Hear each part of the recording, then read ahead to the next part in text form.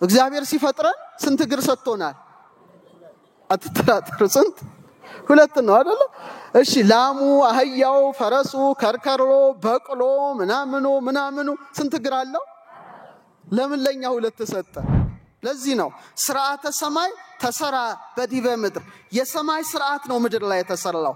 ብሉይ ኪዳንም ሐዲስ ኪዳንም ዳዊት አባታችን ሌሊት ጥበብን ትናገራለች እንዳለ በሌሊት ውስጥ የሚታዩት ከዋክብት ሁሉ ሚያስረዱት ታላቅ ምስጢር ስላለ ነው ያን ምስጢር ትንሽ ከፈት አድርገን የምናየው። ይሄ ከመጻፉ በፊት ሰማይ ላይ ጽፎታል፣ አልቋል።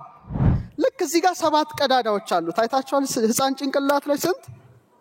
ከዚህ በኋላ አይደል የጸነሳችሁ ሴቶች ልክ እንደተወለደ ይሁት። እሺ እዚህ ጋር ዝች ጋር ግንባሯ ለዚህ ድማህ እዚህ ጋር ነው፣ አናት ነው እዚህ ጋር 4 ልክ እንደዚህ ዳይመንድ የሚመስል ይሁት። እሺ በስመ አብ ወወልድ ወመንፈስ ቅዱስ አሐዱ አምላክ። አቤቱ ጌታችን አምላካችን ንጉሳችን ብርሃናችን እረኛችን የሕያው እግዚአብሔር ልጅ ኢየሱስ ክርስቶስ ኤልሻዳይ ጸባኦት አዶናይ ተብለ የምትመሰገን ክብርና ምስጋና አምልኮትና ውዳሴ ላንተ እናቀርባለን። የተከበሩ አባታችን ጸባቴ ቆሞስ አባ ወልደ ማርያም የዚህ ታላቅ ጥንታዊ ቤተክርስቲያን ዋና አስተዳዳሪ፣ ክቡራን ሊቃውንተ ቤተክርስቲያን፣ በአውደ ምሕረቱ ላይ ያላችሁ የተወደዳችሁ የተከበራችሁ የክርስቶስ ቤተሰቦች፣ ሚመናት፣ የጻድቁ የተክለ ሃይማኖት ወዳጆች፣ አንድ አምላክ በሚሆን በአብ በወልድ በመንፈስ ቅዱስ ስም እንደምን ቆያችሁ? እንደምን አረፈዳችሁ? እንደምን ሰነበታችሁ? ልዑል እግዚአብሔር ሁላችንንም በሕይወት በሰላም ጠብቆ ለዚች የተቀደሰች ዕለት አድርሶናልና የአባቶቻችን አምላክ ልዑል እግዚአብሔር ስሙ የተመሰገነ ይሁን። እንደ እግዚአብሔር ቸርነት እንደ እግዚአብሔር ቅዱስ ፈቃድ ዛሬ የምንማማረው ነቢየ እግዚአብሔር ሚልክያስ በምዕራፍ 4 ቁጥር 2 በትንቢቱ ላይ በተናገረው ኃይለ ቃል ይሆናል። የምስጢር ባለቤት እግዚአብሔር አምላካችን ምስጢሩን ጥበቡን ለሁላችን የሚግለጥልን። ይእተ አሚረ ይሰርቅ ለክሙ ፀሐይ ጽድቅ፣ ይህን ጊዜ የእውነት ፀሐይ ይወጣላቸዋል። እስቲ የእውነት በሉ እስቲ።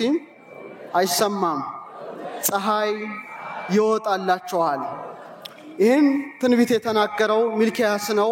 መንፈስ ቅዱስ የራቀውን አቅርቦለት የረቀቀውን አጉልቶለት የወልደ እግዚአብሔር የክርስቶስ አማናዊ ብርሃን ተገልጦለት እንደዚሁ እንደ ጨለማ አይቀርም ይነጋል፣ የክብር ባለቤት ፀሐይ ጽድቅ ይወለዳል ሲል ይእተ አሚረ ይሰርቅ ለክሙ ፀሐይ ጽድቅ ብሏልና ዛሬ ይህን ርዕስ መነሻ በማድረግ ነው የምንማረው። እግዚአብሔር አምላካችን ምስጢሩን ጥበቡን ለሁላችን የሚግለጥልን።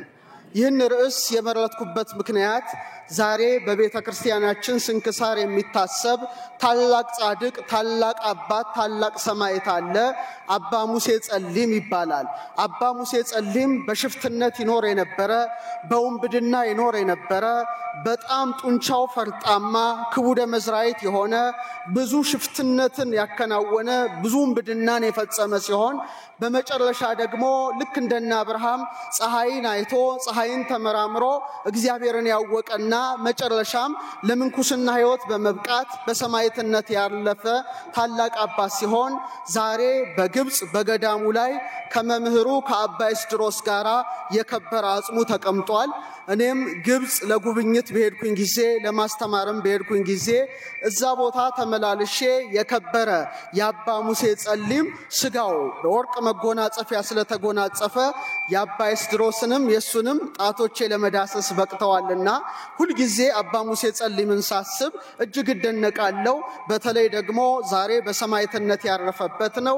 ይህ አባት ፀሐይን ያመልክ ነበረ። መጨረሻ ላይ ግን ስነ ፍጥረትን መመርመር ጀመረ። ፀሐይ ጠዋት ትወጣለች፣ በኋላስ በምዕራብ ጀንበር ትጠልቃለች። አምላክ ቢሆን ኖሮ ፀሐይ ጠዋት አይቸው ማታ አይጠልቅም ነበረ። ስለዚህ የፀሐይ አምላክን ማወቅ አለብኝ ብሎ እንደ አብርሃም በተመራመረ ጊዜ እግዚአብሔር መንፈስ ቅዱስ ወደ አባ ኤስድሮስ መርቶት እሳቸውም ከአባ መቃርስ ጋር አገናኝተውት ወደ ፍጹም ጸጋ ወደ ፍጹም ብቃት የደረሰ አባት ነው። ስለዚህ ይሄን ርዕስ የመረጥኩበት ምክንያት አባ ሙሴ ጸሊም በፀሐይ ተመራምሮ ማንን አወቀ?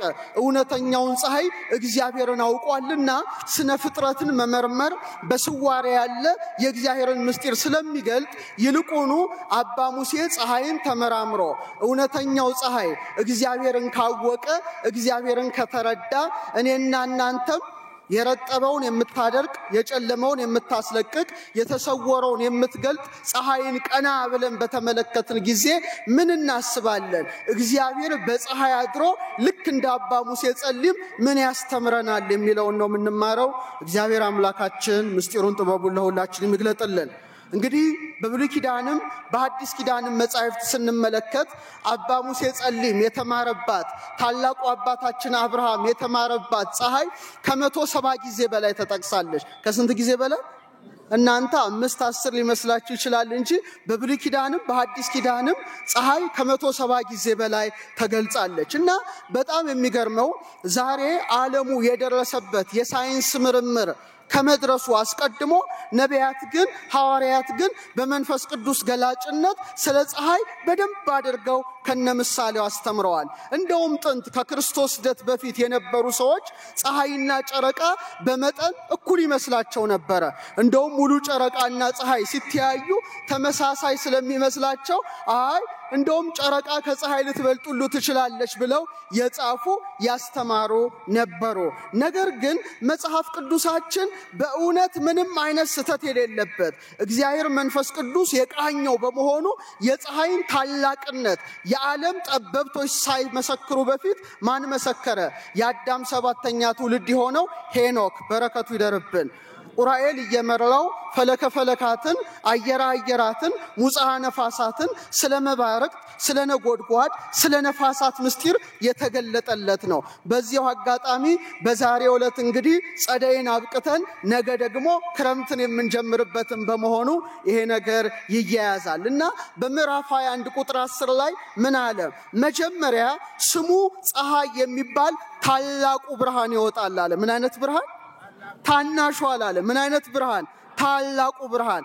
ገና ዓለም ፀሐይና ጨረቃ እኩል ናቸው በሚልበት ጊዜ አባታችን ሄኖክ ግን በተገለጠለት መጠን የፀሐይን ታላቅነት የፀሐይን ግዝፈት መሰከረ። ከሱ በኋላ የተነሳው ደግሞ ታላቁ አባት ሙሴ ኦሪት ዘፍጥረትን ሲጽፍ በምዕራፍ 1 ቁጥር 16 ላይ እግዚአብሔር 2 ታላላቅ ብርሃናትን አደረገ። ትልቁ ብርሃን በቀኝ ትንሹ ብርሃን በሌሊት እንዲሰለጥን አደረገ ይላል። ትልቁ ብርሃን በምን? ትንሹስ? ትልቁ የተባለው ምንድነው? ትንሹ የተባለው ምንድነው? ጨረቃ። አያችሁ? ስለዚህ ፀሐይ ከጨረቃ እንደምትበልጥ አስቀድሞ ሄኖክ በኋላ ማን መሰከረ? ሙሴ መሰከረ። እና በጣም ይገርማል ይሄ ነገር። ዛሬ ዓለሙ በጣም በተራቀቀ መሳሪያ እየመረመረ ከፀሐይና ከመሬት ማን ይበልጣል? ማን ይመስላችኋል? ፀሐይ ናት? መሬት ነው? ጥሩ። እሺ ፀሐይ መሬትን በምን እጥፍ ትበልጣለች? እስቲ ልጠይቃችሁ ዛሬ። እሺ ሀ በ10 እጥፍ፣ ለ በ100 እጥፍ፣ ሐመሮሃ በ100 ሺህ እጥፍ፣ መ በ300 ሺህ እጥፍ። መልስ የለው በግምት ነው አልምትመልሱት ነው? ትምህርት ቤት አያስተምሯችሁም? በጣም እኛ ትምህርት በጣም አስቸጋሪ ነው። እና ዓለሙ የደረሰበት ፀሐይ ከመሬታችን 300 ሺህ እጥፍ ትበልጣለች እና ስትለካም ወደ 864,000 ማይልስ ማለት 1,392,000 ኪሎ ሜትር ማለት ነው። 109 ጊዜ እጥፍ። ይሄን ያደረገ ማን ነው? አረ መልሱልኝ፣ ማን ነው? ስለዚህ በአንድ የፀሐይ ስኩዌር ኢንች 300,000 ሻማ ብርሃን ነው እግዚአብሔር የሰጣት። በጣም ነው እኮ የሚያስደንቀው። 300,000 ሻማ ብርሃን አስባችሁታል? በእያንዳንዷ ኢንች እና ምን ያህል ግዙፍና ታላቅ እንደሆነች ማወቅ መረዳት ያስፈልጋል። እና መጽሐፍ ቅዱስ በጣም ግለት እንዳላት በጣም እንደምታቃጥል ከማቃጠሏ የተነሳ አይንን እንደምታጠፋ ሲራክ በምዕራፍ 43 ከቁጥር 3 እስከ 4 ፀሐይ አለ በግለቱ ሀገሩን ያቃጥላል፣ ግለቱን ማን ይቋቋመዋል? ዋዩም እሳት እንደሚነድባት ምድጃ ያደርጋል። ፀሐይ ግን አለ ከ3 ጊዜ በላይ ተራሮችን ያቃጥላቸዋል ይላል። ምን ያደርጋቸዋል?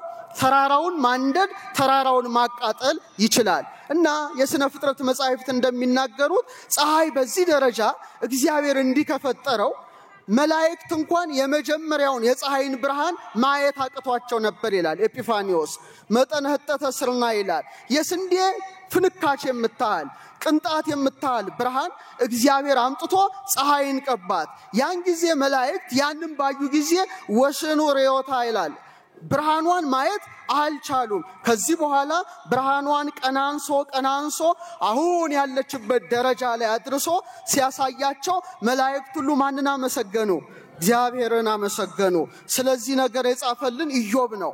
ኢዮብ በምዕራፍ 38 ከቁጥር 6 እስከ 7 እንዲህ ይላል የአጥቢያ ኮከቦች በአንድነት ሲዘምሩ የእግዚአብሔር ልጆች ሁሉ እልል ሲሉ መሰረቶቿ በምን ላይ ተተክለው ነበር? እግዚአብሔር ነው የሚጠይቀው። የእግዚአብሔር ልጆች ምን ሲሉ? እልል ሲሉ። እልል ያሉት ማን ናቸው? መላእክት ናቸው። በረከታቸው ይደርብን። ስለዚህ ሰለስቱ ምዕት በቅዳሴያቸው ላይ ምን አሉ? ፀሐይና ጨረቃን በፈጠረ ጊዜ እንደጨለመበት ሰው ሊያበሩለት አይደለም፣ ከሱ ብርሃን የስንዴ ቅንጣት ሰጣቸው፣ በሰው ሁሉ ላይ አበሩ እንጂ በማለት ቤተክርስቲያናችን ቅዱስ ሥጋውን ክቡር ደሙን በመታከብርበት በፍሬ ቅዳሴያችን ላይ ተጽፎ እናነባለን። ይሄን ያደረገ ማን ነው? አሁን በኋላ ምስጢሩ ውስጥ ስንገባ አቤት የሚያስደንቅ ነገር ነግራቸዋለሁ። አባ ጊዮርጊስ ዘጋስጫ በሕማማት ሰላምታው ላይ ምን ይላል? እምነ ብርሃን ብርሃነ መጠነ ሀቲ ስርናይ እላልበስክሙ ነገሥተ ሰማይ ለወር ወለፀሐይ ግን አይለክሙ። ከብርሃንነታቸው አለ የስንዴ ቅንጣት የምታህል ብርሃንን ለፀሐይና ለጨረቃ ያለበሳችሁ የሰማይ ነገሥት ሥላሴ ምስጋና ለእናንተ ይገባል። ለማን ይገባል? ይሄን ሁሉ ያደረገ ሥላሴ ምስጋና ይግባው። አብ ወልድ መንፈስ ቅዱስ ነው። ታዲያ መላእክት ማየት ያቃታቸውን ብርሃን ዛሬ ሳይንሱ በተራቀቀ መሳሪያ እየመረመረ ስለ ፀሐይ ጉልበት እንዲህ ብሎ ተናገረ። ፀሐይ ያላት ኃይል አሁን ዓለም በደረሰበት ነው። ነገ ደግሞ ሌላ ጊዜ ነው። 3.9 ሲባዛ 10 ርቢ 26 ማለት 0.000 እያላችሁ እስከ 26 ጁል ጉልበት ታመነጫለች። በጣም ከፍተኛ ኃይል ነው። አሁን ዓለም ላይ የሚፈራው መሳሪያ ምን ይመስላችኋል? ኒኩለር ነው አይደለ? ለምሳሌ አሁን ብዙ ሀገራት ዩሬኒየም እንዳያበላሉ ሀያላን ሀገራት የሚቃወሙት ምንድነው? ሂሊየምን ወደ ናይትሮጅንን ወደ ሂሊየም ተለውጦ ምናምኑ ከተሰራ ምን ይሰራል? ታላቁ ኒኩለር ቦምብ ይሰራል። እግዚአብሔር ከጥፋት ይጠብቀን። እንደውም አልበርት አንስታይን የተባለ ሳይንቲስት አሁን ከፀሐይ ጋር ላነጻጽርላችሁ ነው። ምን ብለዋል? ሶስተኛው የዓለም ጦርነት በምን እንደሚነሳ አላውቅም አለ። አራተኛውን ግን አልፌ ያውቃለሁ አለ። ጦርነቱ በምን እንደሚከናወን። ስንተኛው? እስካሁን ስንት አልፈዋል? 2 የዓለም ጦርነቶች አልፈዋል። ሁለተኛው ጊዜ 60 ሚሊዮን ሰዎች በጦርነቱ ረግፈዋል። በዛ መሳሪያ ማለት ነው። እሱ ግን ምን አለ? ትልቅ ቦምብ ሰራ ነው እሱና ሌሎች ናቸው ይሄን ጉዳይ ሰሩትና አራተኛው ግን ጦርነቱ ሊሆን የሚችለው በእንጨትና በድንጋይ ነው አለ። በመና ምን ማለቱ ነው? ገብቷቸዋል? ሶስተኛው ከተነሳ ሊሆን የሚችለው በምንድን ነው? በኒውክሌር ነው አይደለ?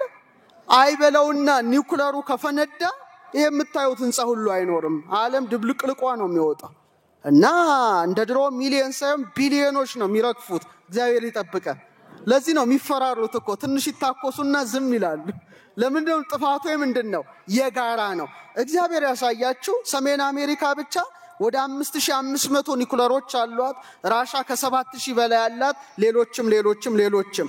አሁን ግን እግዚአብሔር ወደ ፈጠራት ወደ ፀሐይ ስንመጣ በአንድ ቅጽበት ውስጥ ማለት በሴኮንድ ውስጥ 600 ሚሊዮን ቶን ሃይድሮጅንን ወደ ሂሊየም ትለውጣለች። ማለትም በጣም በሚገርም መልኩ 100 ሚሊዮን ኒውክሌር ቦምብ እንደማለት ነው። በምን ውስጥ? አረ ንገሩኝ፣ በምን ውስጥ?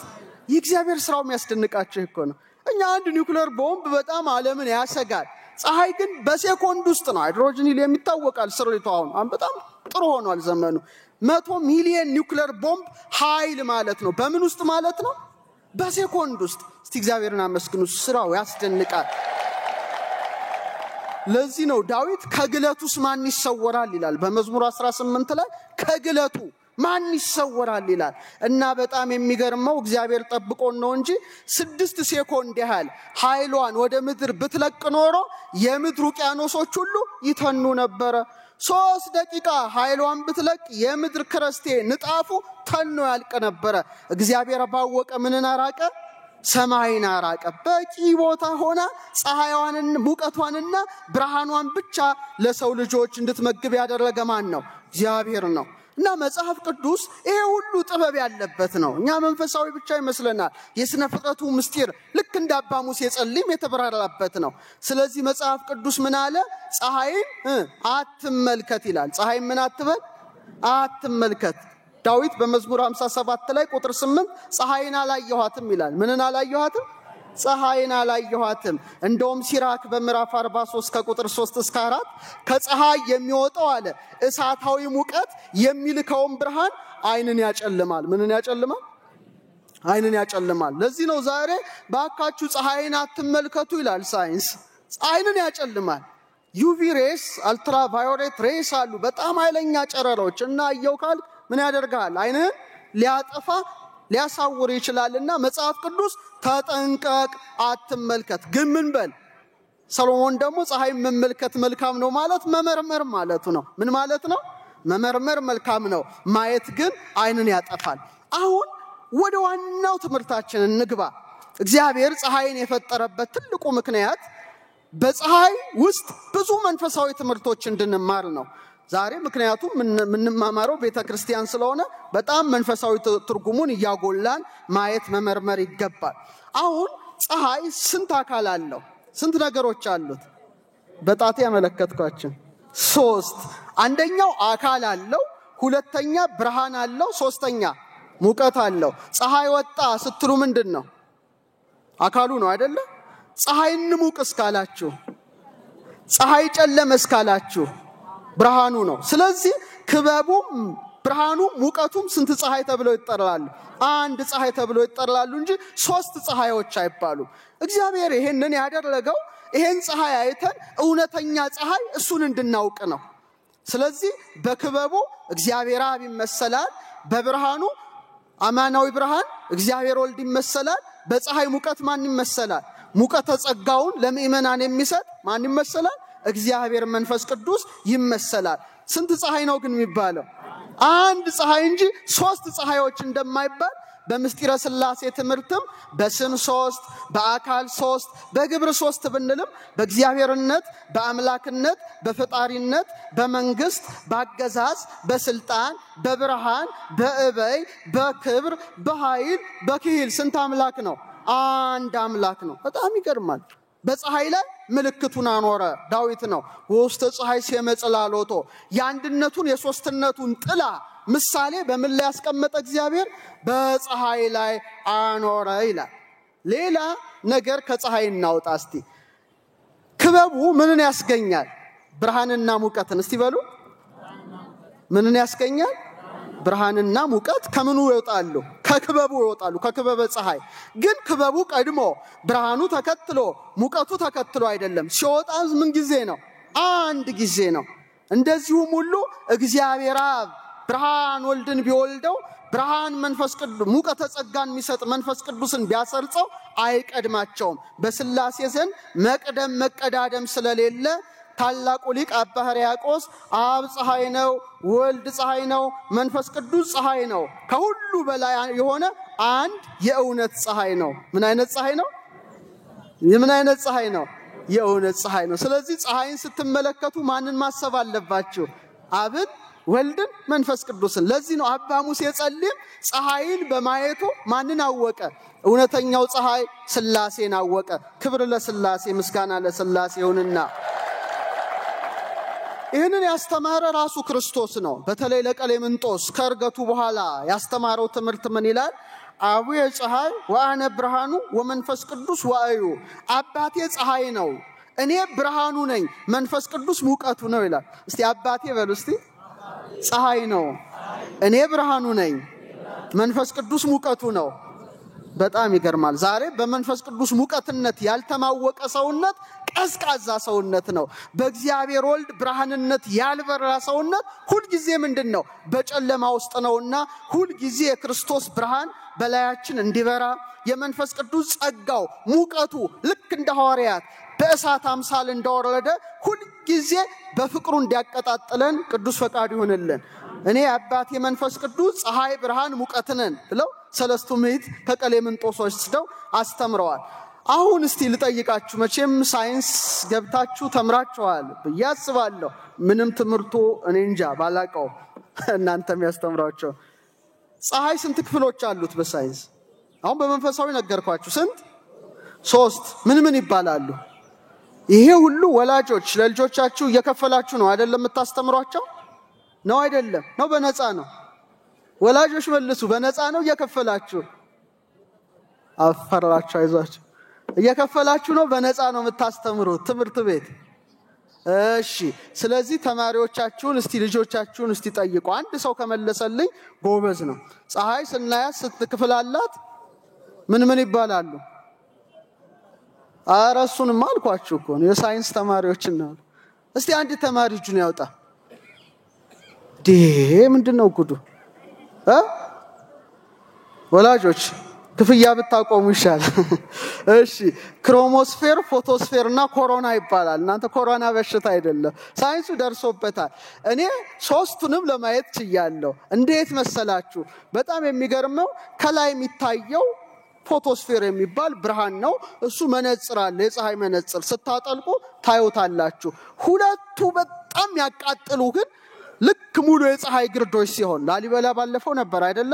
2012 ላይ ቀለበታማ የፀሐይ ግርዶሽ ደግሞ ሙሉ ሲሆን በጣም መነጽራችሁን እንዲያርጋችሁ ስታዩ አይታችሁ ማታቁት ነጭ ደመና በፀሐይ ዙሪያ ይከባል። ያ በደንብ የፀሐይ ውስጠኛ ክፍል ማየት ማለት ነው። ስለዚህ ሰማያትን እንድናይ ማን ይፍቀድ?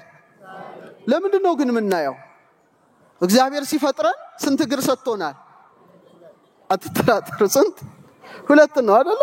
እሺ። ላሙ፣ አህያው፣ ፈረሱ፣ ከርከሮ፣ በቅሎ ምናምኑ ስንት እግር አለው? ለምን ለኛ 2 ሰጠ? ለምን እግዚአብሔር ይስጣቸው እና ብለን እንድናየው። 4 እግር ያላቸው ምንድን ነው የሚያዩት? መሬት ኋላ ፈርሰው በስብሰው መሬት ውስጥ ይቀራሉ። እኛን ግን ይላሉ ሊቃውንት እንደ ዘንግ መልምሎ እንደ ሸት ፈልፍሎ ቀና አድርጎ ቀና ስትጨረ የፈጠረን ምንድነው? ምንን እንድናይ ነው? ኧረ መልሱ። ሰማይን እንድናይ ነው። ፀሐይን እንድናይ። ፀሐይን አይተን እውነተኛው ፀሐይ አብ ወልድ መንፈስ ቅዱስ መሆኑን እንድናውቅ እንድንረዳ እንጂ አለያ ወደ ሰማይ ካላያችሁ በሞት ተጠርታችሁ ስትሄዱ 4 እግር እኮ አልሰጠውም ትባላላችሁ። ስንት እግር ነው? ቀና ብላችሁ ካላያችሁ ችግር አለ ማለት ነው። እና ቀና ብለን እንድናይ ፈቃድ ይሆንልን። ሰማያት የማንን ክብር ይመሰክራሉ? በቃ የማንንም አይደለም። ዳዊት ሰማያት ይነግር አስባት እግዚአብሔር፣ ሰማያት የእግዚአብሔርን ገናንነት ይናገራሉ። ጠፈርም አለ የእጁን ስራ ያወራል አለ። እና የፀሐይን ግለት ስታስቡ አንዲት ድንቅ እናትን ላስተዋዋችሁ። እሷ ማን ናት? እውነተኛውን ፀሐይ የተሸከመች ድንግል ማርያም ናት። ቅዱስ ያሬድ በድጓው ላይ ምን ይላል? እግዝእትነ ለቃል መዝገቡ ለወርቅ ክበቡ ለፀሐይ ለህቡ። በጣም እኮ የሚገርም ነው። የቃል መዝገቡ ማደሪያው ካለ በኋላ የጨረቃ ክበቡ ካለ በኋላ የፀሐይ ደግሞ ምኑ ነሻለ? ግለቱ ነሻለ። ምክንያቱም እስቲ አስቡ፣ ፀሐይ እንደዚህ አይነት ግለት ካላት አቃጣይ ከሆነች ድንግል ማርያም የፀሐይን ፈጣሪ ኢየሱስ ክርስቶስን በማህፀኗ ስትሸከም ተቃጠለች? በጣም እኮ የሚገርም ነው። ፀሐይ እንደዚህ አይነት ኃይል ካላት እሷ የተሸከመችው እውነተኛውን ፀሐይ ኢየሱስ ክርስቶስን ነው። ግን ስላልተቃጠለች የፀሐይ ግለቱ ነሻለ። ፍሬዚያኪ ለበሉ ይጠቡ አንቲ እጽ ዘያሌቡ በግጥም ነው የደረሰው። አንቺ ያለ ልብ የምታስደርጊ ዛፍ ነሽ፣ ያንቺን ፍሬ የተመገቡ ይራቀቃሉ። የጨረቃ ክበቧ የፀሐይ ብርሃኗ ነሽ። እምነ ፀሐይ የአቢ ብርሃና፣ ብርሃኗ ከፀሐይ ይበልጣል። ከፀሐይ ብርሃን አንቀጻ ድህኖ አልባቲ ሙስና፣ ነውር ነቀፋ የሌለባት የድህነት ደጃፍ ናት። በክብር ወበስብሐት ስርጉስና፣ ውበቷ ደምግባቷ በክብር በምስጋና ያጌጠ የተሸለመ የተዋበ ነው። አማን በአማን መሶብ ዘመና፣ እውነት በእውነት መናውን ኢየሱስን የያዘችው መሶበ ወርቅ ናት። ክብር ለእናታችን። ፀሐይን ስታዩ እሷን ታያላችሁ። አሁን ወደ ሁለተኛውና ወደ ታላቁ ምስጢር እንግባ።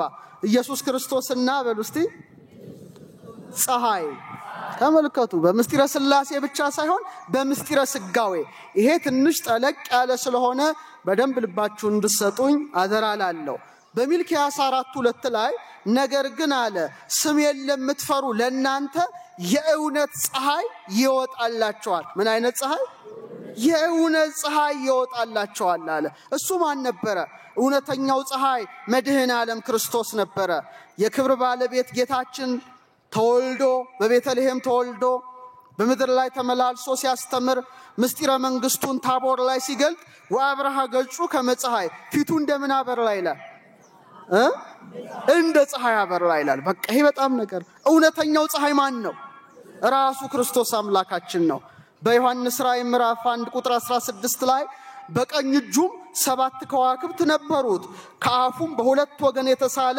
ስለታም ሰይፍ ወጣ ፊቱም በኃይል እንደሚበራ እንደ ፀሐይ ነበር ይላል በኃይል እንደሚበራ እንደምን ነበር እሱ ማን ነው አልፋና ኦሜጋ ክርስቶስ ነው ስለዚህ ቤተክርስቲያናችን በኪዳን ጸሎቷ ላይ ፀሐይ ዘኢያዕርብ የማይጠልቅ ፀሐይ የማይጠፋ ፋና መብራት ዘወትር በቅዱሳን አድሮ የሚያበራ ፀሐይ ብላ እውነተኛውን ፀሐይ ክርስቶስን ምን ትላለች ታመሰግናለች አሁን ብሉይ ኪዳን ሐዲስ ኪዳን የያዘ ይሄ ምን ይባላል ይሄንን የጻፉት ማን ናቸው ነቢያትና ሐዋርያት ናቸው አይደል በጣም ጥሩ ነቢያትና ሐዋርያት ናቸው ከነዚህ አስቀድሞ ግን እግዚአብሔር ይህንን ምስጢር ምን ላይ ጽፎታል ሰማይ ላይ ጽፎታል ለዚህ ነው ሥርዓተ ሰማይ ተሰራ በዲበ ምድር የሰማይ ሥርዓት ነው ምድር ላይ ተሰራው ብሉይ ኪዳንም ሐዲስ ኪዳንም ዳዊት አባታችን ሌሊት ጥበብን ትናገራለች እንዳለ በሌሊት ውስጥ የሚታዩት ከዋክብት ሁሉ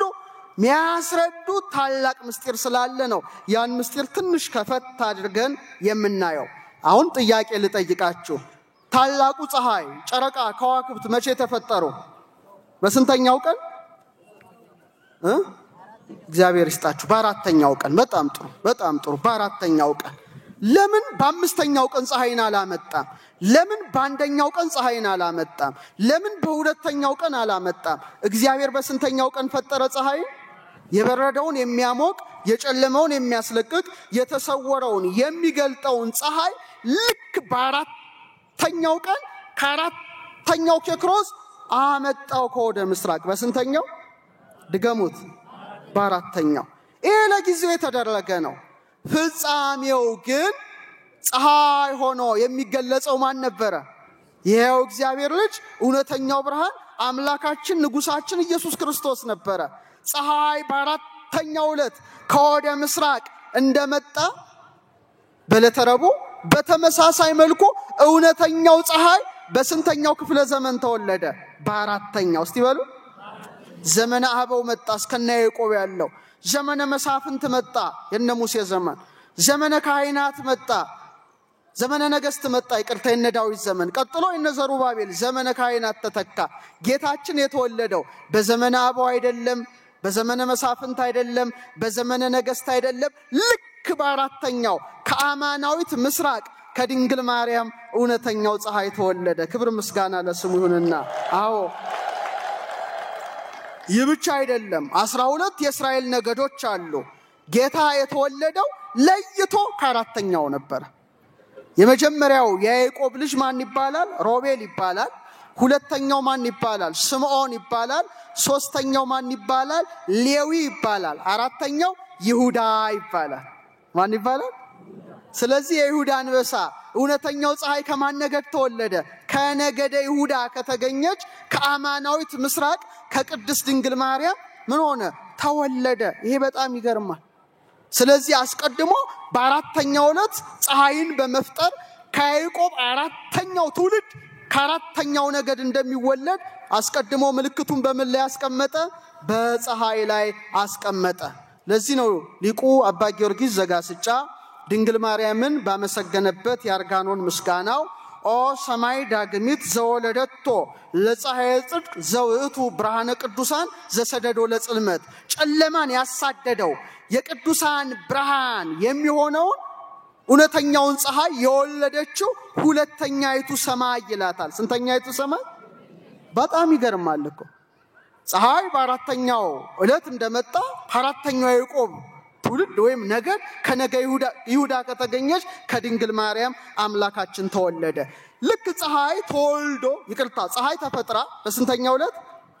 በ12ቱ መስኮቶች ሁሉ አበራች። በስንት መስኮቶች? ሄኖክ እንዳለው በምስራቅ 6 በምዕራብ 6 በ12ቱ መስኮቶቿ ተመላልሳ ብርሃንን እንዳበራች ሁሉ የኔና የናንተ ጌታ ኢየሱስ ክርስቶስም ልክ በተመሳሳይ መልኩ ከአራተኛው ነገድ ከይሁዳ ተወልዶ ለ12ቱ ሐዋርያት ብርሃን ወንጌልን አስተማረ። ምስጋና ስለሱ ይሁን። ብርሃን ወንጌልን አስተማረ። ይሄ ነው በቃ። ይሄ ከመጻፉ በፊት ሰማይ ላይ ጽፎታል፣ አልቋል። ቅዱስ ያሬድ በረከቱ ይደርብንና በአድናቆት ሆኖ ፀሐይ ጽድቅ ሰረቀ እግዚእ ተረክበ ወአምላክ ተአኩተ ወተወልደም ቅድስት ድንግል እስመ መለኮቱ ይማሸነ። በተለይ ምን ይላል? የእውነት ፀሐይ ወጣ ይላል። እሱ ማን ነው? ክርስቶስ ነው። እግዚእ ተረክበ ጌታ ተገኘ፣ አምላክ ተመሰገነ፣ ተገለጠ፣ መለኮቱ አልተለወጠምና ከቅድስት ድንግል ተወለደ ብሎ በሰንበት ድጓው ላይ ያደንቃል ነው። አሁን ግልጽ ሆነላችሁ? ስለዚህ ሥርዓቱን የሰራው የት ላይ ነው? ለዚህ ነው እና አባ ሙሴ ጸልም ይሄን ፀሐይ በማየታቸው ወደ እውነተኛው ፀሐይ ወደ ኢየሱስ ክርስቶስ ሊሄዱ ሆነዋል ማለት ነው። ቤተልሔምን እስቲ በዓይነ ሕሊናችሁ ተመልከቷት። ምን ድገሙት? ጌታ የተወለደው በስንተኛው ወር ነው? መስከረም 1 ጥቅምት አዞቹ ህዳር ታኅሳስ 4 ነው። ተመልከቱ። ፀሐይ በአራተኛው ዕለት ነው የተገኘው። በአራተኛው ወር ነው የተወለደው። ብዙ የሆነ አይደለም። እርገቱ ልደቱ በኋላ እናየዋለን። በአራተኛው ወር ነው የተወለደው እና ምን አለ ሊቁ? ሥርዓተ ሰማይ ተሰራ በዲበ ምድር፣ የሰማይ ሥርዓት በምድር ላይ ተሰራ ካለ በኋላ ቤተልሔም አለ ሰማይን መሰለች። ምንን መሰለች? ጌታ የተወለደባት ቤተልሔም ሰማይን መሰለች። በሰማይ ፀሐይ፣ ጨረቃ፣ ከዋክብት እንዳሉ እውነተኛው ፀሐይ ብርሃነ ቅዱሳን ኢየሱስ ክርስቶስ ምን ሆነ? ተወለደ። ልክ እንደ ጨረቃ ደግሞ ማን ተገለጠች? ጨረቃ ሙሉ እንደሆነች ምልአተ ወር ማኅተመ ድንግልናዋ ያልጎደለ ድንግል ማርያም ተገኘች። ህየንተ ከዋክብተ ሰማይ አስተራዩ መላእክተ እግዚአብሔር። እንደ ሰማይ ከዋክብት ደግሞ ብርሃናውያን መላእክት ምን ሆኑ? በቤተልሔም ተገኙ። ሰማይና ምድር ተያያዘ። እረኞች ከመላእክት ጋር ማንን አመሰገኑ? ጌታን አመሰገኑ። ፀሐዩን አደነቁ። ክብር ምስጋና ለአምላካችን ለፀሐየ ጽድቅ ለክርስቶስ ይሁን። ስለዚህ ቤተ ክርስቲያናችን ይህን አራተኛውን ወር ስንተኛውን ወር ድገሙ? ስንተኛውን ወር? ፀሐይ በአራተኛው ዕለት እንደተገኘ ጌታ የተወለደባትን አራተኛውን ወር ለይታ ለእውነተኛው ፀሐይ ለክርስቶስ የሰጠች ቤተ ክርስቲያን ናት። ምን አለች? ወሩን ታኅሳስ። እስቲ በሉ ድገሙት። በቃ ይሄ ለክርስቶስ የተሰጠ ነው። በግዕዝ ቋንቋ ሐሰሰ ማለት ፈለገ ማለት ነው። ማሰስ መፈለግ ማለት ነው። ታኅሳስ ማለት የማሰስ ወራት የመፈለግ ወራት ማለት ነው። ምክንያቱም እውነተኛው ፀሐይ ሲወለድ እውነተኛው ኮከብ ከአማናዊት ምስራቅ ከድንግል ሲወለድ ሰባ ሰገል ደግሞ ኮከቡ እየመራቸው ከምን መጡ? ከምስራቅ። ሊያስተውሉ እንጂ ዝም ብሎ አይደለም እኮ ከምስራቅ መምጣታቸው። ምስራቋ ማን ናት? ንገረኝ። ምስራቋ ማን ናት? የአጥቢያው ኮከብ ማን ነው? ዳዊት ያለው ማን ነው? ክርስቶስ ነው። ስለዚህ ሰባ ሰገልም ከምስራቅ ምን መራቸው? ኮከብ መራቸው። ምን አሉ? አይቴ ሃሎ ዘተወልደ ንጉሥ አይሁድ፣ የተወለደው አይሁድ ንጉሥ ወዴት ነው? እስመ ርኢነ ኮከበ ዚአሁ በምስራቅ ወመጻእነ ከመ ንስግድ ሎቱ። የእርሱን ኮከብ ነው ያሉት። ኮከበ ዚአሁ የእርሱን ኮከብ በምስራቅ አይተን ለእርሱ ልንሰግድ መጥተናል ብለው አስሰው በአራተኛው ወር አገኙት። ክብር ምስጋና ለአምላካችን ይሁን። ታኅሳስ በእርግጥ የኢትዮጵያ ወራት ሁሉ የተቀደሱ ናቸው አይደል እንዴ? በጣም አባቶቻችን እንደው ምን አይነት ነበሩ! ለእግዚአብሔር የነበራቸው ፍቅር፣ ታማኝነት ከሌላው ዓለም ጋር ካወዳደራችሁት አይገናኝም። ክርስቲያኖች በጣም የተሰጠን ሀብት ብዙ ነው። ሌላው ዓለም ታኅሳስም ቢል ጥርም ቢል ምንም ትርጉም የለውም፣ ጣዖት ነው። የኔና የናንተ ግን አቤት ደስ ማሰኘቱ! አያችሁ? ታኅሳስ ማንን ማሰስ? አረ መልሱ። ኢየሱስ ክርስቶስን አስሶ ማግኘት። ጥር ብትሉ ምንድነው? አሁን ጥር 7 የማን በዓል ነው? የሥላሴ ነው አይደለ? ጠይሮት ምጥቀት ማለት ነው። ወደ ሰማይ ርዝመት ማለት ነው። 5432 ክንድ ከሁለት ስንዝር የረዘመ ህንጻ ሥላሴ ያፈረሱበት ወር ስለሆነ ነው።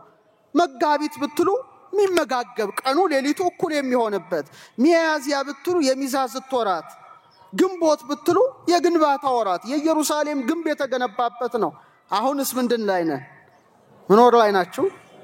ምን ሰኔ አይደለ? ሰናይ ያማረ ተመልከቱ። ያማረ ወርሃ ዘር ሰናይ መልካም ዘር ገበሬ የሚዘራበት ነው። ሐምሌ ብትሉ ሐሚሎት ንዑሳን ቀጹ መለምለም ዛፍ ሁሉ ምን የሚሆንበት የሚለመልምበት። ነሐሴ ብትሉ ንሂሶት ጥብቀት ነው ስር የሚሰድበት። አቤት ደስ ሲል እኮ ወራቱ ሁሉ በጣም ተፈጥሮ ጋር ያዘ። ሌላው ዓለም ብትሄዱ ግን ጥሩ አይመስላችሁም? አሁን የመጀመሪያ ወራቸው ጃንዋሪ ነው። እስቲ በሉት አትበሉት። ለምን ትሉታላችሁ? እኔ በለው ጣዖት ነው። ጃኑስ የሚባል ጣዖት ነው። የሶር ማለት ነው። ዘጎድ ኦፍ ጌትስ ኤንድ ዶርስ ይባላል። የበርና የመዝጊያ ፊት አለው። ሮማ አደባባይ ላይ የሚቆም ነው በሩ ላይ። ፌብሩዋሪ ማለት የካቲት ማለት አይደለም። ፌብሩ ማለት መንጻት፣ ለጣዖት የመንጻት ስርዓት የሚከበርበት ነው።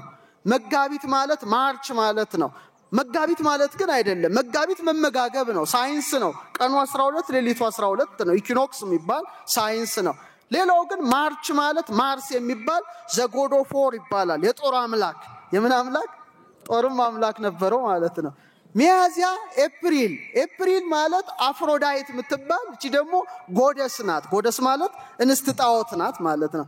በተለይ ሴቶች ጥሩ ባል ትሰጠናለች እያሉ ለሰራተኞቻቸውን ሳይቀር መስዋዕትነት ያቀርቡላት ነበር። ዘጎደስ ኦፍ ቢዩቲ ሜሬጅ ቆንጆ ታደርጋቸዋለች ተብሎ ብዙ አምልኮት ይፈጽሙ ነበር። የሷ ወር ማለት ነው። እንዴት ደስ አይልም እኮ በጣም ደስ አይልም እውነት ለመናገር። ግንቦት ብትሉ ማያ እቺ ደግሞ የጁፒተር ሚስትና ተብላ የተመለከች ናት። ሰኔ ምንድነው? ጁኖ ይሄም እንደዛው ነው። የስጦታ ጣዖት ነው። ጁላይ በጁሊየስ ቄሳር፣ ኦገስት በአውግስጦስ ቄሳር ነው የተሰየመው። ሴፕቴምበር፣ ኦክቶበር፣ ኖቬምበር፣ ዲሴምበር ብቻ 7 8 9 10 የሚላለው እንጂ በሙሉ ጣዖት ነው። የኛ ግን ይሄን አይደለም። ደስ ይበላችሁ። እንዴት የተጠበቀች ሀገር ናት! እንዴ በጣም እለታቱን ብትሉ በቃ ዛሬ እለቱ ምንድነው? አረባካችሁ እንዴ መቀበሉ እንጂ ማክሰኞ፣ ማግስተ ሰኞ ወይም ሰሉስ የእግዚአብሔር ስንተኛ ዕለት? ሶስተኛ ዕለት። በፈረንጅኛው ምንድነው የሚባለው? በእንግልጣሮ እንግሊሽ ማለት ነው። እንግልጣረ ቲውስዴ ቲው ጣዖት ነው። ይሄ ደግሞ 100 ጋድ ይባላል። እጀ ቆራጣ ጣዖት ነው። እጅ የለሽ አንድ እጅ የለው። ይሄ ምንድነው? ዘጎድ ኦፍ ሄቨን ኤንድ ዶር ነው የሚባለው። የጦርና የሰማይ አምላክ ማለት ነው። ከባድ እኮ ነው። ረቡ ብትሉ ራብ ስንተኛ እግዚአብሔር ዕለት? ፀሐይን ጨረቃን ከዋክብትን ያመጣበት። ዌንስዴ ብትሉ ወደን ጣዖት ነው። እሱ ደግሞ ድል አድርገው ሲመጡ መስዋዕት ይሰውለታል። ሐሙስ ስንተኛ እግዚአብሔር ዕለት? ተርስዴ ግን በጣም ያስቀይማል። ቶር የኖርዌይ ጣዖት ነው። ወጣቶች ፊልም ታያላችሁ አይደለ? ቶርን አይታችሁ ታውቃላችሁ? መዶሻ ያዘ አይታል። አንተ ጥሩ ፊልም ተመልካች ነህ ታስታውቃለህ። አዎ አለ ቶር ባላን ሙቪ የምታዩት አቁጣ ቶር ነው። መዶሻ ያዘ ዘጎድ ኦፍ ተንደር ነው አይደል? ልክ ሲመጣው ብልጭ ይላል እና መብረቅ ሲመጣ። አርብ ስትሉ አቤት አርብማ ሲባል ጌታ እንዴት ደስ ይለዋል። አይ ቤት ኢትዮጵያችን አርብ እንዴት የሚገርም እኮ ነው። ምዕራብ ማለት መግቢያ ነው አይደለ? ስነ ፍጥረት የተካተተበት ነው። ይልቁኑ ጌታ ተሰቀለና ምን አለ? በዚህች ዕለት ተፈጸመ። እስቲ በሉ ድህነት ዓለምን የፈጸመበት ያካተተበት ስለሆነ አርብ የሚል ስም ሲሰጡት፣ ሌሎቹ ደግሞ ፍራይዴ ፍሪጋ እቺ ደግሞ እቺ ሴት ናት። እቺ ደግሞ እንደው ቆንጆ ታደርጋቸዋለች፣ የሴቶችን ፊት ታለሰልሳለች ምናምን ተብላ ትመለክ የነበረች ነው። እግዚአብሔር እንኳን ከዚህ ጠበቃቸው። አመስግኑኝ በጣም እና በአራተኛው ወር አምላካችን ታኅሳስ ላይ ተወለደ። በአራተኛው ዕለት ፀሐይ እንደወጣ 12ቱን መዋዕር እንደተመላለሰ 12ቱን ነገደ እስራኤል 12ቱን ሐዋርያት ብርሃን ወንጌሉን ያስተማረ የኔና የናንተ አምላክ ስሙ ማን ነው? ኢየሱስ ክርስቶስ። እስቲ በሉ ስሙ ይጣፍጣል አይደል? እስቲ በሉት። አዎ ሌላው በጣም የሚገርመው ፀሐይ ሲፈጥራት ሲያመጣት 4 ታላላቅ ደማቅ ከዋክብትን አጃቢ ሰጥቷታል። ስንት? 4 ብቻ። ሄኖክ በምዕራፍ 28 ቁጥር 19 ላይ የተሰሩ አለ 4ቱን ክፍለ ዘመን የሚለዩ እነዚህ መጋቢዎች ስማቸው ሚልክኤል፣ ህልመልሜሌክ፣ ምልኤልና ናርኤል ናቸው። ዛሬ አንድ ሁለቱ ይታያሉ። ደመና ባይሆን ወይ ብርሃን ባይበዛ ማየት እንችል ነበር። እና እነዚህ ስንት ናቸው? ሄኖክ ጠቀሳቸው። ስንት? 4 ብቻ ናቸው። ፀሐይን ተከትለው 91 ዕለት ከ15 ኬክሮስ በመካፈል ይመግባሉ። በሳይንሱ ተምሯቸዋል፣ አስተምሯቸዋል። አልዴባራን ይባላል አንዱ። ሮያል ስታርስ ነው የሚባሉት በሳይንሱ። በእኛ ደግሞ ሊቃነ ከዋክብት፣ በሳይንሱ ንጉሳውያን ከዋክብት። ሁለተኛው ሬጉለስ ይባላል፣ ሶስተኛው አንታረስ ይባላል፣ አራተኛው ፎማልሃውት ይባላል። ስለዚህ እነዚህን ማየት ከፈለጋችሁ እንግዲህ እንዴት እንደማሳያችሁ ባላውቅም አሁን አልዴባራን የሚለው ሳይንስ ሚልክኤል የሚባለው ኮከብ ነው። የሰሜን ጠባቂ ይባላል። የይሁዳ አንበሳ የኢየሱስ ክርስቶስ ምሳሌ ሆነው አሰድ በሚባል ኮከቡ ጅራቱ ላይ ያበራል። ጅራቱ ላይ ሆኖ በሰማይ ሲያበራ ነው። በአይን የሚታዩ ናቸው። ምንም ቴሌስኮፕ አያስፈልግም። ሬጉለስ የሚባለው ህልመልሜሌክ የሚባል ነው። ሳይንሱ የሰሜን ጠባቂ ይለዋል። ሊዮ አሰድ ውስጥ ነው። አልዴባራን ሚልክኤል ይባላል። የምስራቅ ጠባቂ ነው። ሳውር በሚባለው ኮከብ ላይ ያበራል። አንታረስ የሚባለው ሳይንሱ ምልኤል የሚባለው ነው። ምዕራብ ነው። አቅራብ በሚባለው ወይም ስኮርፒዮን ላይ ያበራል። ፎማላውት ወይም ናርኤል ደቡብ ላይ ነው። አኳሪየስ ወይም ደለዌ ላይ ያበራል። አሁን ይሄ በአይናችን ስለምናይ እናቃቸዋለን። ችግር የለብንም በዚህ። አሁን ምንድነው ግን እነዚህ 4ቱ ምንን ይከተላሉ?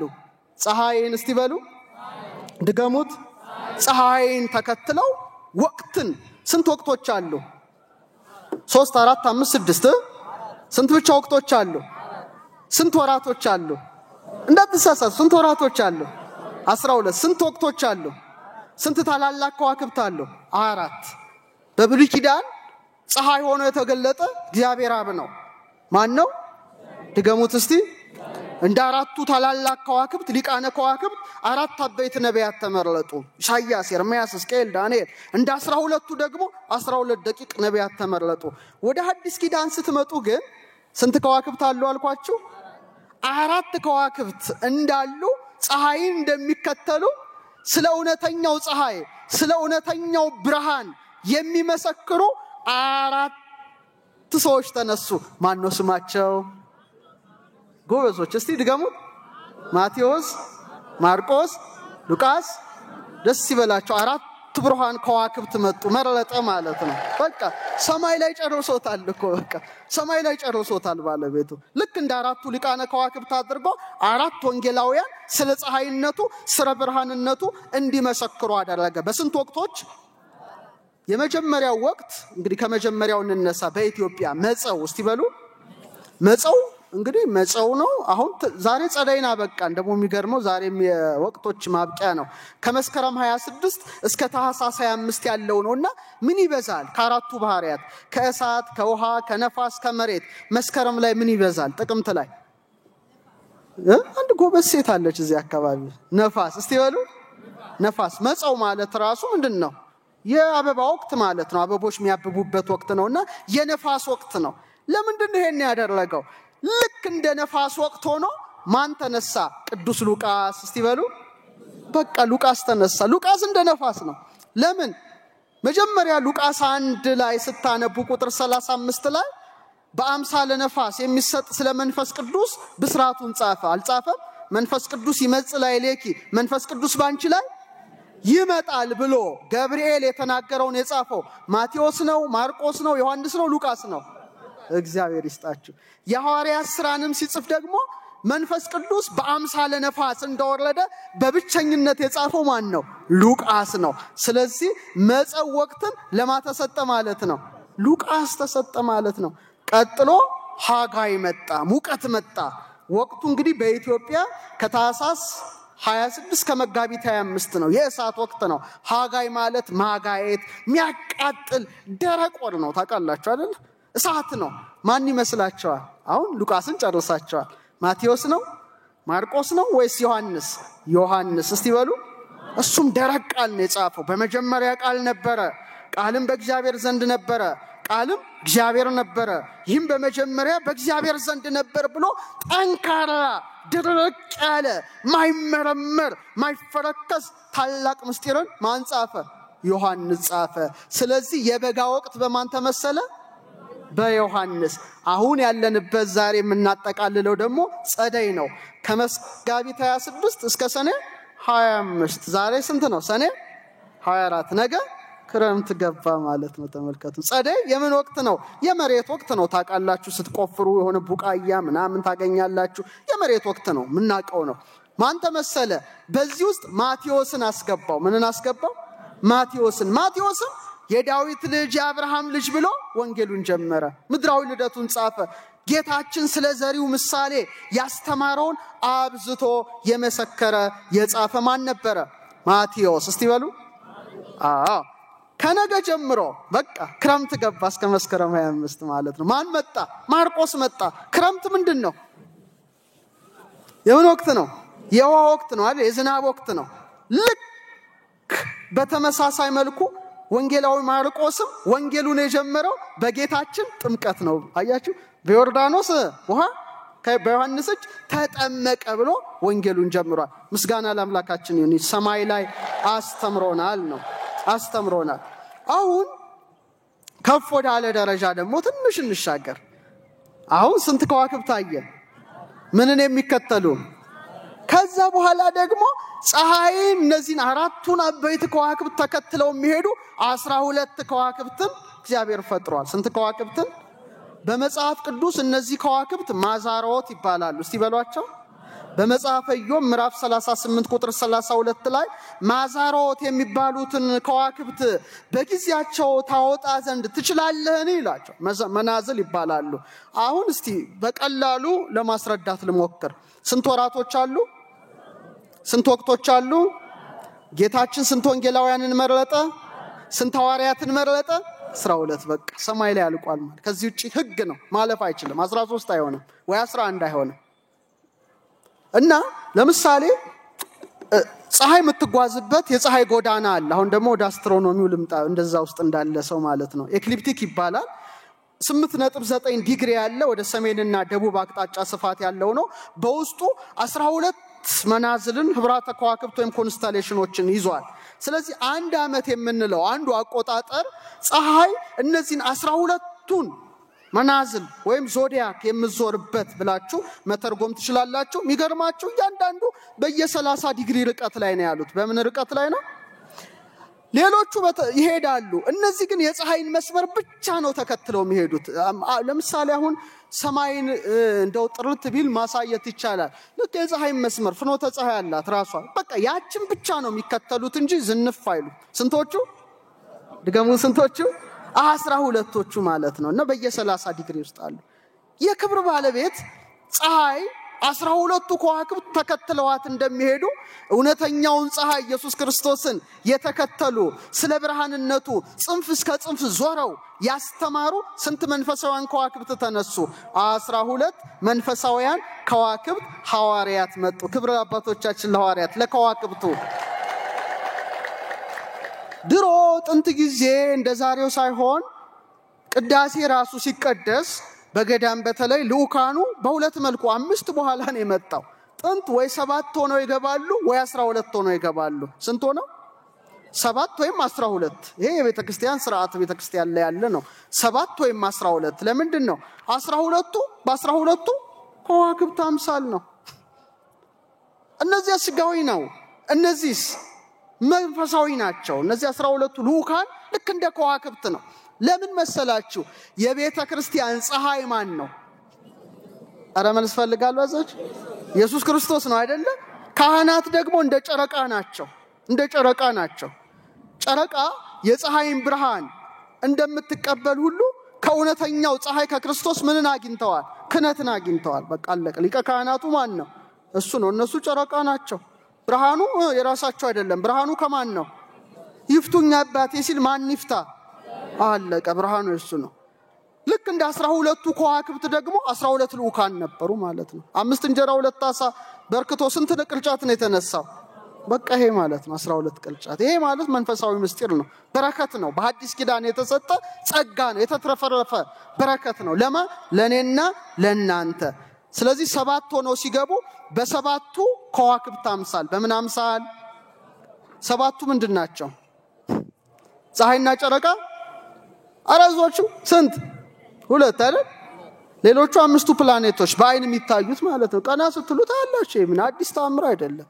አባቶቻችን ለዚህ ነው በዮሐንስ ራእይ 7ቱ ከዋክብት በቀኝ እጁ ነበሩ። እነዚህ ናቸው አጣርድ ጀምሮ እስከ ዙኋላ ያሉት። ስለዚህ በእነሱ አምሳል ስንት ሆኖ? 7። እስቲ ድገሙ ታዛችሁ።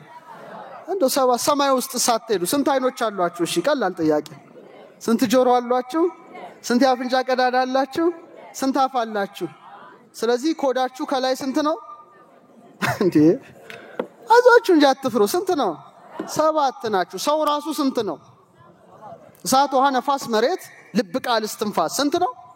በቃ ሰው ሲወለድ በእግሩ ነው በወገቡ ነው ወይስ በጭንቅላቱ? በእግር ያዋለደ የለም። ለምንድን ነው ጭንቅላቱን መጠቀም የለበትም ታዲያ? በእግር ቢወለድ በእግርም እንደ አህያ እንደ ከብት ሚራገጥ ይሆን ነበር። ግን በምኑ ነው?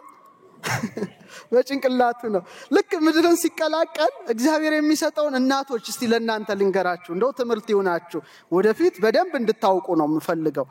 ልክ እንደዚህ ጭንቅላቱን እስካን አድርጎ ይወጣል። በቃ ምድራችንን አሳይተው። ልክ እዚህ ጋር 7 ቀዳዳዎች አሉ። ታይታችኋል? ህፃን ጭንቅላት ላይ ስንት? ከዚህ በኋላ አይደለ የጸነሳችሁ ሴቶች ልክ እንደተወለደ ይወት። እሺ እዚህ ጋር ዝች ጋር ግንባሯ ለዚህ ድማህ እዚህ ጋር ነው አናት ነው። እዚህ ጋር 4 ልክ እንደዚህ ዳይመንድ የሚመስል ይሁት። እሺ እሰባችሁ ግራ ገባችሁ? እንደ ርግብግቢት አሻራ ይባላል። 4 በር ነው። እዚህ ጋር ሳይንሱ ፎንታሌ ይለዋል። እዚህ ጋር ደግሞ 3 ማዕዘን። እዚህ ጋር ስንት አቅጣጫ? 4። ይሄ ትልቅ አሻራ ነው። በቃ ፊርማ ማለት ነው። ይሄን አሳይቶ ነው ምድርን የተቀላቀለው እኔና እናንተ። ይሄ እሳት፣ ውሃ፣ ነፋስ፣ መሬትን ይወክላል። ይሄ ልብ፣ ቃል፣ እስትንፋስን የሚወክል ነው። ይሄ እስከ 18 ወራት ድረስ ክፍት ነው። ከ18 ወራት በኋላ በሩ ይዘጋል። ምኑ ይዘጋል? ንጽሐ ጠባይ ያላደፈባቸውም እና አሁን ህፃናት ይስቃሉ አይደል? ፍግግ ይላሉ፣ ይጫወታሉ። አራስ ልጆች ነው ማርያም እያጫወተችው ነው ምናምን ትላላችሁ። ትክክል ነው። ይሄ ማለት ረቂቁን ዓለም ያዩበት ነው። መስኮታቸው ነው። በኋላ ይደፈናል። አባባ ማማ ሲሉ ይደፈናል። እና መጠንቀቅ አለባችሁ እናቶቻችን።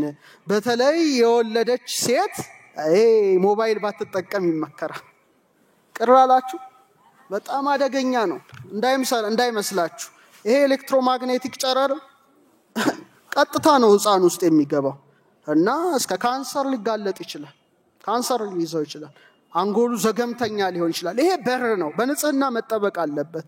ክርስትና ሲነሱ ይሄ ሁሉ ይቀባል። በቅባ ሜሮን ይታተማል። ዝም ብሎ አይደለም። በር ነው፣ ደጅ ነው። እግዚአብሔር የሰጠን ደጅ ነው።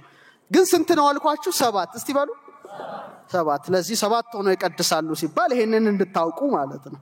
12 ሆኖ ሲገቡ ደግሞ 12ቱን ከዋክብት መጨረሻ ላይ ይሄን ነግራችሁ ላጠቃለው። ጌታችን መቼ ተወለደ?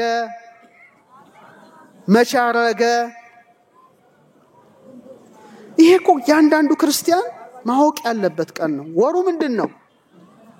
አረ እንዴት በእውነት ስለ አምላካችሁ አታውቁም እንዴ? ከዚህ የበለጠ ይሄ እኮ በጣም ያስጠይቀናል። እርገቱ መቼ ነው? ግንቦት። በቃ አለቀ። ለምን ታኅሳስ ተወለደ? ለምን ግንቦት አረገ? ይሄን ማወቅ ያስፈልጋል። ዝም ብሎ ግንቦት አላረገም፣ ታኅሳስ አልተወለደም። ታኅሳስ እንደተወለደ ነገርኳችሁ። 2 ነገር አለው። አንዱ ትምህርቱን ፀሐይ ላይ ያስቀምጦታል። አሁን ታኅሳስ ላይ እስቲ ያለችውን ፀሐይ ትዝ ትበላችሁ። ታኅሳስ ቶሎ ይመሻል ወይስ አይመሽም? የገና ጀንበር ይባላል አይደለ? በተለይ ደግሞ ታኅሳስ 12 ሌላው አካባቢ ብትሄዱ በጣም ከባድ ነው። እንደውም እኛ ሀገር አይታወቅም እንጂ ሌላው ዓለም ቶሎ ይጨልማል። ከቀኑ 9 ሰዓት ላይ ጨልሟል። ግንቦት አካባቢ ግን አሁን ሰኔ ምናምን እስከ ምሽቱ 5 ሰዓት ድረስ አይመሽም ፈረንጅ ሀገር። እኛ ሀገርም ትንሽ አለ። አሁን 1 ሰዓት ሊል ነው ግን ብርሃን አለ። ታኅሳስ ቢሆን 12 ሰዓት ላይ ምን ሆኗል? ምን ይባላል? በእኛ ቡሻር ትምህርት ርደተ ፀሐይ ይባላል። ታኅሳስ ፀሐይ ምን ሆነች? ዝቅ። ግንቦትና ሰኔ ደግሞ እርገተ ፀሐይ። እስቲ በሉ አሁን ፀሐይ ዝቅ ሲል ነው የሚያበራ ቆይ ብርሃን ዝቅ ሲል ነው የሚያበራ ወይስ ከፍ ሲል ከፍ ሲል ነው አይደለ በደንብ ያበራል ዝቅ ሲልስ ቶሎ ይመሻል ለዚህ ነው ቶሎ ከአንግሏ ከመህዋሯ ዝቅ ትላለች ፀሐይ ወርሃ ታኅሳስ ላይ ከመህዋሯ ዝቅ እንደምትል እውነተኛው ፀሐይ ትሁት ሆኖ በቤተልሔም ግርግም ተወለደ በዛው ምስጋና ለሱ እውነተኛው ፀሐይ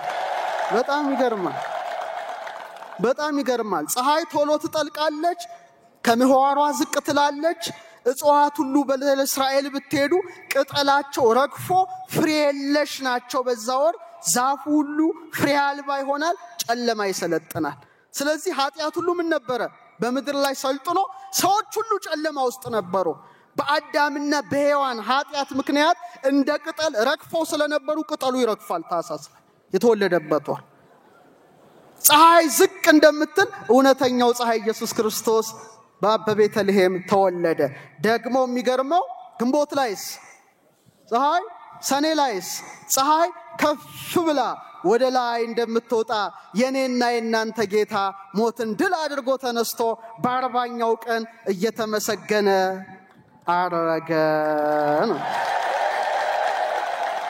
በጣም እኮ ያዕቆብ ዘስሩግ ይሄን ስለ ጌታ አርገት በደንብ ነው ጽፎታል በቃ ታኅሳስ ላይ ዝቅ ትላለች እውነተኛው ፀሐይ ዝቅ ብሎ ተወለደ እርገት ላይ ደግሞ ከፍ ያለ እውነተኛው ፀሐይ ተመሰገነ ይላል ስለዚህ ፀሐይ መምህርት ናት አይደለችም በሞቴ ናት አይደለችም እንኳን ስለ አምላክ ቀርቶ ስለኔ ስለአንተ ታስታውቃለች በቃ እናንተ እኔ አንድ ፀሐይ እንደምትወጣ እኛም ተወለድን እስቲ በሉ እኛም ምን አለን ፀሐይ ጠፈር ላይ እንደምትቆይ እኛም ምድር ላይ ምን ሆነን ኖርን ፀሐይ በምዕራብ እንደምትጠልቅ እኛስ ሞታለን እንደገና ፀሐይ ጠዋት በምስራቅ እንደምትወጣ እውነተኛው ፀሐይ ኢየሱስ ክርስቶስ ለፍርድ ዳግመኛ ይመጣል እኛም ከሞት እንነሳለን ደስ ይበላችሁ ሞተን አንቀርም ፀሐያችን ክርስቶስ ነው ስለዚህ የክብር ባለቤት እንግዲህ ሥርዓቱ ሰማይ ላይ ሰርቶታል ስለዚህ ሰማያት የማንን ክብር ይመሰክራሉ አይሰማም የማንን ስለዚህ በዛሬው ዕለት አባታችን አባ ሙሴ ጸሊም